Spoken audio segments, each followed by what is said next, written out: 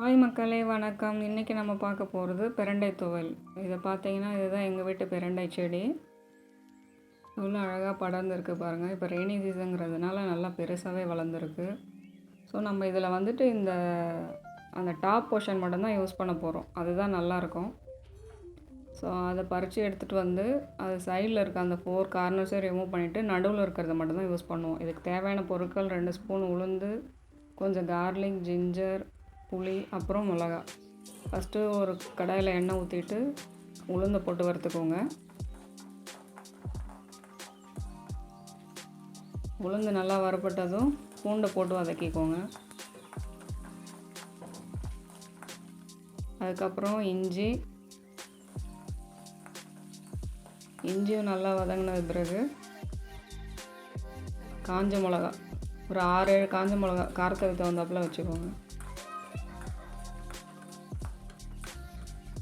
So எல்லாத்தையும் நல்லா வதங்கின பிறகு அந்த புளியும் போட்டு ஒரு தடவை வதக்கிக்கோங்க. ஒரு முக்கியமான விஷயம் என்னென்னா, நம்ம க்ளவுஸ் போட்டு தான் அந்த பிரண்டையை பறிக்கணும், இல்லாட்டி கை கண்டிப்பாக அரிக்கும். ஸோ இது நல்லா வதங்கிருச்சு. இதை ஒரு பிளேட்டில் மாற்றிட்டு ஆற விட்டுருங்க. நெக்ஸ்ட்டு அதே வானலில் கொஞ்சம் எண்ணெய் ஊற்றிட்டு பிரண்டையை போட்டு வதக்கணும். பிரண்டையை வதக்கணுன்னா ரொம்ப சுருங்கணும், அந்தளவுக்கு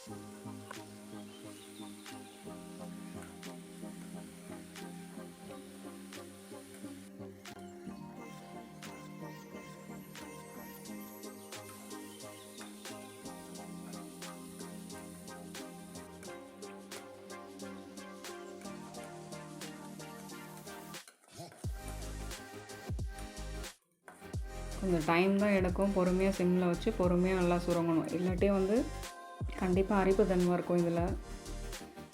பட் இது ரொம்ப கால்சியம் ரிச்சு. மூட்டு வலி, இடுப்பு வலிக்கெலாம் ரொம்ப ரொம்ப நல்லது இந்த துவையல்.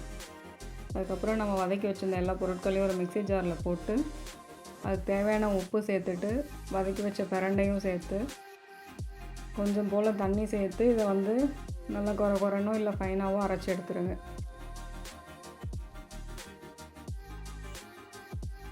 ஸோ அரைச்சாச்சு இந்த பேஸ்ட்டு பாருங்கள். இதுக்கப்புறம் ஒரு தாளிப்பு போட்டுடலாம். இதுக்கு ஒன்றுமே இல்லை, ஜஸ்ட்டு ஒரு கடுகு மட்டும்தான் போட்டு தாளிக்க போகிறோம். கொஞ்சம் நிறையா தாராளமாக எண்ணெய் ஊற்றி, நல்லெண்ணெய் தேவைன்னா ஊற்றிக்கலாம். ஊற்றிட்டு ஒரு ஸ்பூனு கடுகு போட்டு அது பொரிஞ்ச உடனே நம்ம அரைச்சி வச்ச விழுது எடுத்து போட்டுக்கலாம் இதில்.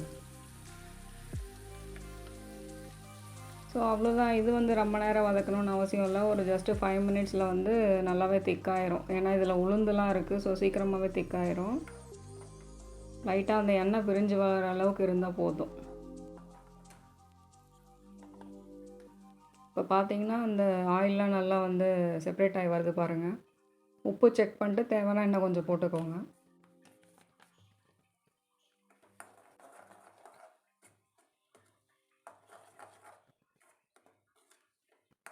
ஸோ நல்லா வதங்கிருச்சு.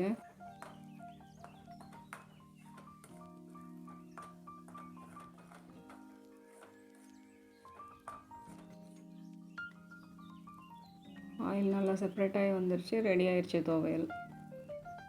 இது கொஞ்சம் லென்த்தி ப்ராசஸ் தான். பட் பிரண்டையை ஒன்ஸ் நம்ம க்ளீன் பண்ணிட்டோன்னா அதுக்கப்புறம் ஈஸியாக வதக்கி அரைச்சிடலாம். ஆனால் ரொம்ப ரொம்ப நல்லது மூட்டு வலிக்கு, இடுப்பு வலி, கால் வலி. Calcium rich. ஞாபகத்தில் வச்சுக்கோங்க. பிரண்டையை நல்லா சுருள வதங்கணும், இல்லாட்டி அரிக்கிற மாதிரி இருக்கும். நுனி பகுதியை மட்டும்தான் யூஸ் பண்ணணும். ஸோ பார்த்தீங்கன்னா துவையல் ரெடி ஆகிடுச்சு.